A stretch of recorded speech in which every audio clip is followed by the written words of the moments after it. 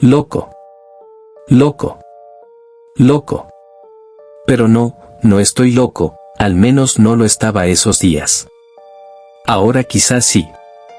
Estas 4 paredes acolchadas, la prenda elástica con que me sujetan cuando la cojo contra los médicos, la soledad de mi cubículo, el lento transcurrir de los días, el ansia de libertad que oprime mi pecho, eso sí que es para volverse loco.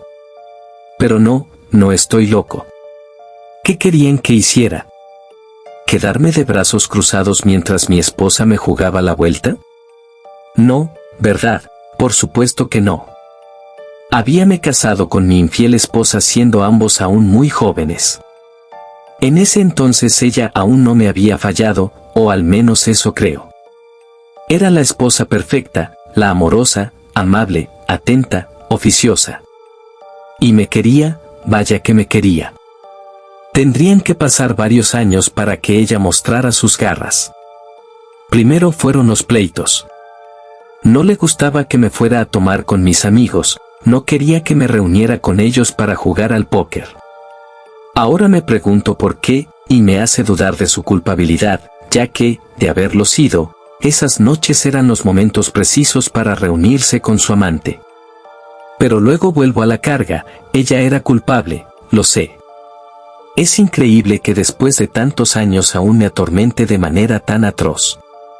Después de los pleitos vinieron sus incesantes muestras de coqueterías con otros hombres. Ella creía que yo no lo notaba. Pero nunca he sido ciego, y lo veía todo con una perspicacia aguda.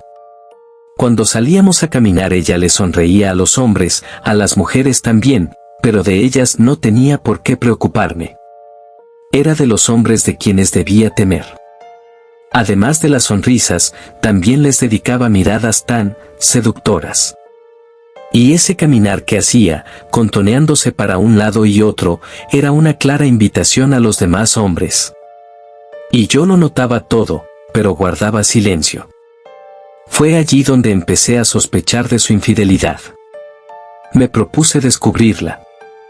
La vigilé durante varios meses seguidos. La seguía sin que ella lo notara, revisaba sus correos, y permanecía noches enteras en vela, porque sabía que en cualquier momento podía dejar la cama para irse a reunir con ese otro, con ese con quien me traicionaba. Era muy lista. A pesar de hacer lo que hice, no pude descubrirla. Sin duda cubría bien sus huellas. No dejaba rastro. Y eso solo me molestaba más. Ella no podía ser más lista que yo, tal vez así lo creía ella, pero no lo era. Tenía un amante, lo sé, y tarde o temprano la descubriría, y me las iba a pagar. Pero ¿cómo hacía para verse con otro hombre a pesar de mi continua vigilancia? Es algo que aún me pregunto, ya que no tengo más que conjeturas. La respuesta más lógica es que lo hacía cuando yo me iba al trabajo. Sin embargo, los vecinos aseguraban que en mi ausencia nadie entraba o salía de la casa. Además, no fueron pocas las veces que falté al trabajo para quedarme a vigilarla. Pero nada. Ya mencioné que era muy lista, y vaya que lo era. Entonces, ¿cómo hacía? Cuando iba al mercado, pero si también la seguía al mercado. ¿Cuándo iba a la escuela a traer al niño? ¿Cuándo iba a pagar las cuentas al banco? A día de hoy aún no estoy seguro de cómo lo hacía. Pero no se iba a salir con la suya. No, por supuesto que no. Sucedió un día antes de que terminara en este lugar y los doctores me dijeran que estaba loco y que necesitaba tratamiento. El día anterior, mi esposa me había anunciado que visitaría a su abuela, porque la pobre estaba enferma. Pero como yo era muy ducho, siempre iba un paso delante de ella, sospeché que lo que quería era verse con su amante. De manera que al siguiente día salí de casa como de costumbre, pero no fui al trabajo, sino que me escondí esperando a que la pérfida de mi esposa saliera. La seguí, y efectivamente entró a la casa de su abuela, anciana aborrecible e igual de infame que su nieta. Al principio opté por dar media vuelta y marcharme, pero las sospechas pudieron más. Así que me colé por el jardín y llegué hasta la ventana de la habitación de la vieja. Oh, los gemidos. Más tarde intentarían convencerme de que eran gemidos de dolor, emitidos por la abuela, pero aquellos gemidos eran de placer, lo sé. Y no podían provenir de alguien que no fuera mi esposa. Así que así era como mi esposa me ponía los cuernos. Se veía con su amante en la casa de su abuela. Es posible que la anciana se agasajara viendo cómo otro hombre le hacía el amor a mi esposa. Vieja arpía, por eso nunca me cayó bien. Después de los gemidos, sobrevino el llanto y las quejas. Ya no lo soporto, abuela, era la voz de mi esposa. Sospecha que lo engaño y no me deja siquiera respirar. Después, llanto y otro gemido. ¿Es que continuaba hablando mientras hacía el amor con otro hombre? Quería ver, pero no me atrevía a asomarme a la ventana. Temía que me descubrieran. Quiero dejarlo. Siento que me asfixia. Pero no sé cómo hacerlo. Tranquila, pero no era la voz de la abuela, sino que se trataba de una voz masculina. Para hacer algo así, debes pensarlo bien. Por fin reuní el suficiente coraje para asomarme a la ventana. Y allí estaba ella, no hacía el amor como en un principio había supuesto, pero descansaba su rostro en los hombros de otro hombre. Cometí una locura, lo sé, pero no porque estuviera loco, sino porque el dolor y la rabia me dominaron en aquellos momentos. Ver a la mujer amada en los brazos de otro hombre es capaz de trastornar a cualquiera, no digamos a mí, que siempre he sido muy nervioso.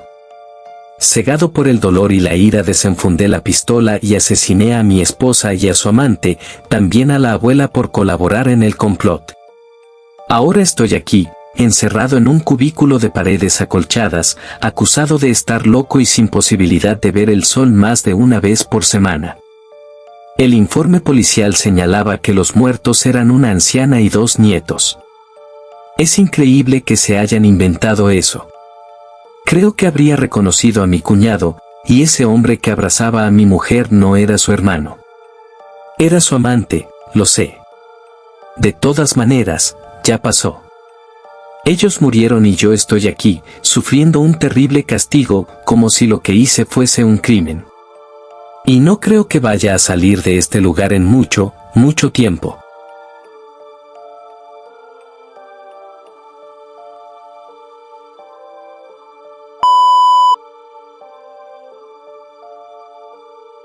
Se reunieron en el patio trasero de la casa de Miguel. Ese día no estaban sus padres. El patio trasero de una vieja casa no es el mejor lugar para hacer una fogata, pero Miguel y sus 2 amigos así lo hicieron. Llevaron salchichas, cervezas y se dispusieron a pasar una velada memorable. El primero en contar un cuento fue Agustín. Esto es algo que le sucedió a mi abuelo, empezó, dando un sorbo a su lata de cerveza. Mi abuelo, amigos, era un hombre avesado, valiente e intrépido. Nada ni nadie lo asustaba.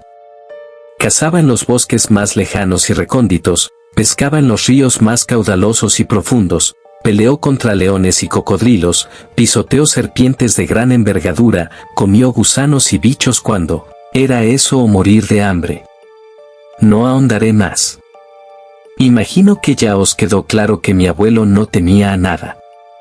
Hasta que lo vio a él, al hombre sin rostro, o, de los 1000 rostros, porque puede adoptar como suyo el rostro de cualquier persona. Él mismo me lo contó, en los días posteriores a su desaparición.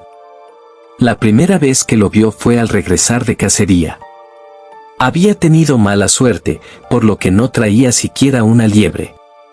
Al principio lo tomó como a una persona cualquiera, quizá también era un cazador como él, aunque no portaba ningún arma. Al rato de haberse encontrado en el camino al pueblo ya charlaban y reían como 2 mejores amigos. El rostro con que se le presentó era el rostro de un hombre curtido por el sol, de bigotes negros y ojos vivaces. Mi abuelo me contó que su más grande error fue hacerle una promesa. Sin saber quién ni de dónde era aquel sujeto, dejó que le sonsacara la promesa de que un día iría a su casa para cazar en los más fantásticos parajes y pescar en los ríos más fabulosos. Cuando llegaban al pueblo, el acompañante de mi abuelo se detuvo y dijo que en aquella ocasión se quedaría allí, pero que recordara su promesa. Cuando mi abuelo le tendió la mano para despedirse, el rostro de bigotes negros ya no estaba, su lugar lo ocupaba una oquedad negrísima. Mi abuelo se quedó sin respiración. Mientras luchaba para recuperar el aliento, el hombre sin rostro se esfumó, no sin antes dejar en el aire unas aterradoras palabras: recuerda tu promesa. A partir de ese día mi abuelo dejó de ser el hombre valiente y sagaz que era. Lo más escalofriante de todo, es que una vez al año, escuchaba claramente en el viento la terrorífica frase: recuerda tu promesa. Al final, el hombre sin rostro vino y se lo llevó. Recuerden que mi abuelo desapareció de su habitación sin dejar rastro alguno, concluyó Agustín. Los otros dos chicos sabían que tenía razón. El abuelo de Agustín había desaparecido misteriosamente hacía un par de años. Pero no sabían cómo ni por qué. Ahora sí. Los tres se sobresaltaron cuando alguien llamó a la puerta de la casa de Miguel. «Chicos, soy yo», gritó alguien al otro lado de la casa. Era una voz harto familiar. «Abrime, soy Mario». Miguel se puso de pie y volvió al cabo de un minuto con Mario. «¿Qué pasó?», preguntó Jonathan. «Creíamos que habías viajado con tu padre a la ciudad». Mario se encogió de hombros. «El coche se descompuso, así que se pospuso el viaje». «Mejor para nosotros», aplaudió Miguel. «Anda, toma una cerveza y una salchicha». «Es tu turno, Jonathan». «Bien», asintió Jonathan. «¿Han escuchado decir que en mi casa asustan?», inquirió. Los otros tres chicos asintieron. «Es verdad. Les contaré cómo en una ocasión casi muero de un susto. Sucedió hace casi un año, en una noche cualquiera. Desperté en medio de la oscuridad, con una sed terrible. De manera que bajé a la cocina por un vaso con agua. Prendí la luz y me serví el agua. Tomaba el agua cuando escuché las pisadas. Pero no eran pisadas cualquiera, sino fuertes, poderosas, enormes, como las de un monstruo. Mi corazón se desbocó, más aún cuando recordé que en esa casa asustaban. Y entonces vi la sombra, grande, negra, horrorosa. El vaso cayó al suelo y se hizo añicos cuando lo dejé caer al correr como alma que lleva el diablo a mi habitación. Mientras subía las escaleras oía las pisadas detrás de mí. Créanme, es inexplicable el horror que se siente cuando en medio de la oscuridad oyes que algo grotesco te persigue. Es sencillamente aterrador. Llegué a mi habitación y me refugié en las sábanas hasta que dejé de oír las terribles pisadas. Cuando me atreví a ver, a mi alrededor no había nada. El reloj de la mesilla señalaba las 12:05. Me había levantado en plena medianoche. Jamás he sentido tanto miedo como el que sentí en esa ocasión, se los juro. Y jamás he vuelto a bajar por un vaso con agua. Después de un minuto de silencio, intervino Miguel. Lo que os voy a contar le sucedió a mi tío. Mi tío era borracho y mentiroso, señores, pero en lo que respecta a este relato, creo firmemente que decía la verdad, empezó Miguel. Para llegar a su casa, mi tío tenía que pasar cerca de un cementerio. En ocasiones, como en esta que os voy a contar, mi tío atravesaba el cementerio y así evitaba dar un rodeo a todo el predio. Normalmente esto lo hacía cuando iba muy borracho, que es cuando más valientes se vuelven algunos hombres. En una ocasión entre las ocasiones, cuando había luna llena, mi tío iba para su casa después de una borrachera con sus amigos. Como iba bien borracho, así lo decía él mismo, y para ahorrar camino, se atrevió a cruzar el cementerio en plena medianoche. Apenas cruzar el perímetro del cementerio, sintió un aire gélido y como que algo lo observaba, algo maligno, burlón y húmedo. Pero mi tío no sintió miedo, señores, no, él continuó. Empezó a sentir miedo cuando escuchó un ruido tras él. Pero no era un ruido casual o repentino, sino que era ascendente. Cuando mi tío, ya con cierto miedo, volvía la vista para intentar vislumbrar la fuente de aquel ruido, el ruido cesaba y a la vista no había nadie, solo sepulcros, silenciosos. Me contó mi tío que el ruido era bastante peculiar, no lo describió con exactitud, pero dijo que era bastante parecido al de tirar de un objeto plástico sobre piedras. De pequeños todos hemos tirado de algo plástico, ya sea en el patio o en la calle, así que imagino que debéis tener una idea. Mi tío empezaba a sentir miedo, señores, de verdad. El cementerio parecía no terminar jamás y aquel extraño ruido lo perseguía como un perrito a su amo. Y siempre que volvía la vista no había nada. Extraño, ¿no les parece?, más teniendo en cuenta que era noche de luna llena y que todo el cementerio estaba magistralmente iluminado. Pero, además de tumbas, no había nada, absolutamente nada.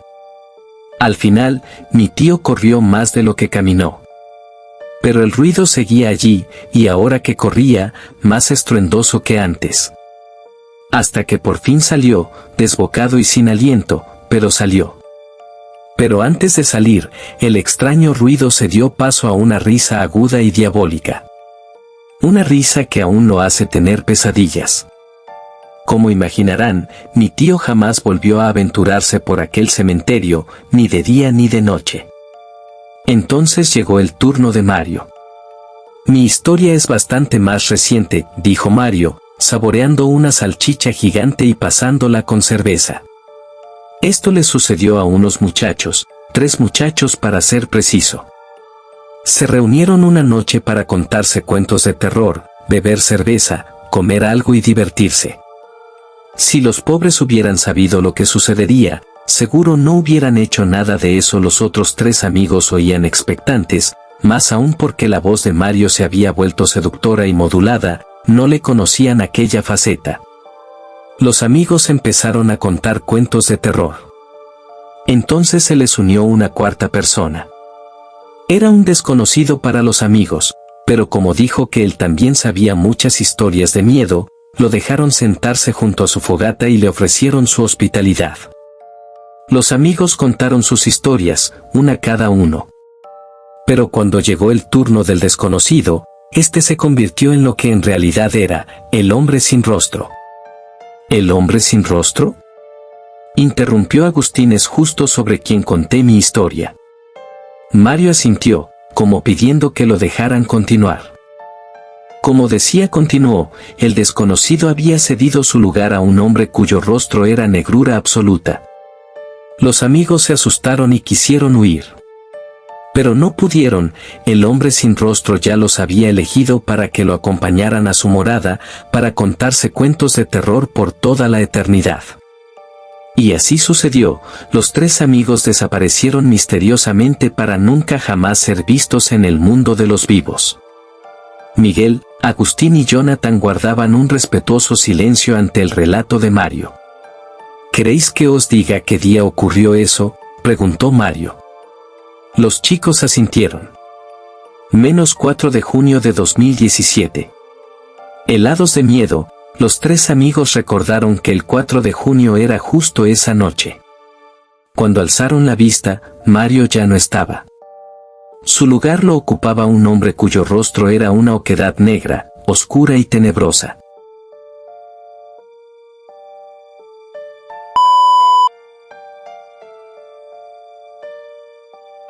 Nació bajo el seno de una familia de escasos recursos en una pequeña aldea del municipio de San Andrés. Su padre, un joven de 21 años, campesino de profesión, se casó a los 18 años con María, una hermosa jovencita que al momento de dar a luz contaba con apenas 18 años de vida. Gerardo, que así se llamaba el joven padre, había luchado de una y mil maneras para casarse con María. Trabajó hasta el extremo de sus fuerzas, ahorró al máximo de sus capacidades y no dejó de insistir a la joven y a los padres de esta hasta que logró su objetivo, casarse. Él tenía 18 años y ella tenía 15. Muy jóvenes pensarán algunos, pero en las familias de antes esto era común. La boda se celebró en el patio de la casa de los padres de la novia. Fue una boda sencilla, pero amena y divertida, en la que estuvieron presentes los familiares de los novios y sus amigos más allegados. Al caer la noche la pareja se trasladó a su nueva residencia, una casita de una sola habitación que Gerardo había logrado construir con el sudor de su frente, cosa por lo que estaba muy orgulloso. Tras el paso de los 2 primeros años, el joven matrimonio seguía tan resistente como una roca y tan feliz como un niño con su juguete nuevo. Todo marchaba como lo habían soñado. Hasta que María quedó embarazada. Los jóvenes esposos saltaron de alegría cuando se enteraron de que pronto tendrían un pequeño retoño. Es lo normal, ¿quién no se alegra ante la noticia de que pronto será padre? Pero tras los primeros 3 meses de embarazo, María empezó a experimentar raros síntomas, náuseas continuas, espasmos repentinos, fiebres, flacidez en las rodillas. Gerardo estaba muy preocupado, temía por la vida de ella y por la de su hijo, de manera que acudió a cuanto curandero conocía, pero ni siquiera las hierbas y ungüentos de Doña Toña, la mejor curandera de la región, lograron reponer del todo a María. Cuando se cumplieron los 9 meses de embarazo, la joven esposa estaba flaca, pálida, macilenta y casi no podía salir de la cama. Tenía más parecido a un esqueleto que a una persona viva. La comadrona que la atendía, la misma señora que la había recibido a ella de bebé, temía que María no sobreviviera al parto. Y así fue. Después de 1 hora de pujar, el bebé, una cosa rosadita, flacucha y, extrañamente silenciosa, por fin nació. Pero la madre ya no vivía. La comadrona ni siquiera podía asegurar si la joven aún respiraba cuando el niño salió de su vientre. El mutismo del niño fue tomado, por las personas más supersticiosas, como señal de luto por la muerte de su madre. Esa fue la primera incidencia mortal en la que el pequeño Freddy se vería inmiscuido. Mas no sería la única. El pequeño Freddy creció más que todo al lado de su abuela paterna. Los abuelos maternos no querían saber nada de la criatura que había arrebatado la vida a su adorada hija, así lo decían, no es que yo lo haya inventado. En su niñez, amor no le faltó, al menos por parte de la abuela. Algunos dicen que quien no lo quería era el padre, quien trabajaba como burro, en parte para mantener el hijo y en parte para no pensar en demasía en su adorada María. 3 años después de la muerte de María, murió el padre. Colgó una soga en una rama de un árbol y se ahorcó con ella. Para algunos fue algo comprensible, el pobre hombre no soportaba estar sin su María. El pequeño Freddy siguió viviendo con la abuela, ¿quién más lo podría querer? Eso hasta que, a los 7 años de haber nacido, la abuela tropezó con una piedra y en la caída se rompió el cuello. Pobre anciana, había tenido mala suerte. Solo los más suspicaces empezaron a sospechar que aquel pequeño huérfano traía mala suerte. Muertos sus padres y su abuela, el abuelo hacía muchos años que había muerto, el pequeño Freddy fue recibido por una hermana de la difunta María. Teresa era el nombre de esta bondadosa mujer, que casada con un profesor de primaria, recogió al niño. Pasaron los años y el pequeño Freddy creció, no mucho, pero creció. Era un muchachito huraño y melancólico.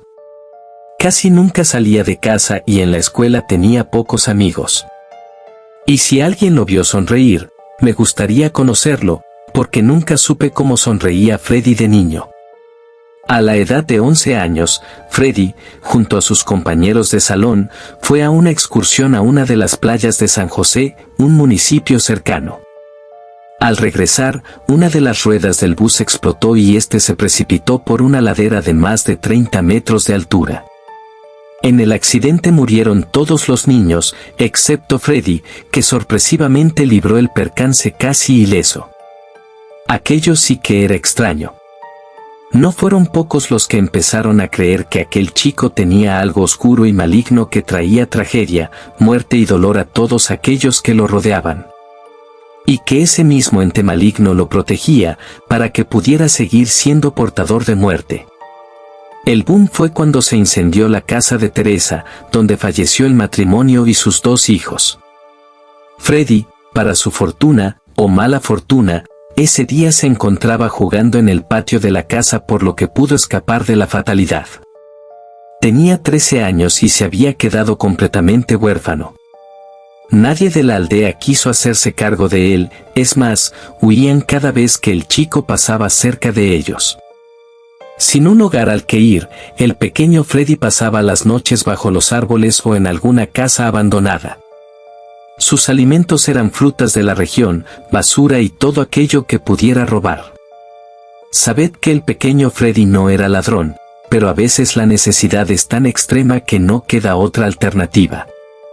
Intentó conseguir trabajo, fuese lo que fuese, pero nadie osó contratarlo ni como porquerizo. Darle trabajo a un chico que traía desgracias consigo, ni locos. Fue en esos días que empezaron a referirse a él como Señor Calamidad. Si Don Chente no hubiese llegado a la aldea con la intención de comprarse un terreno, lo más seguro es que el pequeño Freddy hubiese muerto. Don Chente, un anciano de cabello y barba tan blancos como la nieve, al saber la historia del chico sintió compasión. Ya no compró el terreno que pensaba comprar, sino que habló con el muchacho y al atardecer de ese mismo día partieron hacia su casa, en el municipio de San Francisco. Don Chente tenía una tienda de abarrotes y una pequeña parcela de tierra con unas cuantas cabezas de ganado. Ayudando al anciano con el negocio y el ganado fue que Freddy dejó de ser el pequeño. Con Don Chente, Freddy conoció un lado de la vida que no conocía, aprendió a sonreír, aunque no tan a menudo como lo hacemos nosotros. Lo mejor de todo, es que dicen que el chico se veía feliz. Don Chente no creía en supersticiones, como tampoco creía que Freddy fuera culpable de los infortunios en los que por causa del destino se vio involucrado. Por eso fue que seguía llamando a Freddy Señor Calamidad. Pronto el sobrenombre se hizo conocido en todo el municipio, ya que creían que el nombre era por el rostro adusto y solemne del chico. En un principio Freddy se mostró reacio a que lo llamaran así, pero al ver que lo decían con cariño y a modo de chanza, llegó a dejar de importarle y empezó a creer que el pasado atrás quedaba y que estaba ante la posibilidad de empezar una nueva vida. Que un rayo mate al que está sentado a tu lado y uno salga indemne es algo de no creer. Pues eso fue lo que le sucedió a Freddy a la edad de 17 años. Percance que le hizo recordar todo su pasado y plantearse si en realidad él era portador de calamidades. El asunto del rayo no fue noticia solo en el municipio, sino también en el departamento y en el país, así como lo había sido el del accidente del bus. Los periódicos que recogieron la historia decían que un joven había muerto al ser alcanzado por un rayo y que otro joven que estaba al lado, al que identificaron como Freddy, Señor Calamidad, había resultado ileso. Durante los días posteriores Freddy estuvo como un poseso. No se atrevía siquiera a salir de la habitación. Todo su pasado había vuelto de golpe al presente y él no sabía qué hacer, ni siquiera qué pensar. No pocas veces sopesó la posibilidad de suicidarse. Pero Don Chente, hombre incrédulo hasta los huesos, no se dejó impresionar por el acontecimiento, por lo que fue el pilar para recuperar a Freddy. Después de horas y horas de charlas, logró que Freddy volviera a salir. Semanas después, Freddy ya trabajaba con Don Chente como siempre. Pero ya no era igual, dejó de sonreír, su gesto melancólico volvió y rehuía a las miradas de los demás. Lo peor de todo fue que, de alguna manera los habitantes de San Francisco se habían enterado de lo que se decía de él en San Andrés, y ahora lo miraban con desconfianza, casi con temor, rehuían sus encuentros y cuando lo llamaban Señor Calamidad, ya no lo hacían con cariño sino con miedo. Fue entonces que Freddy buscó a Dios.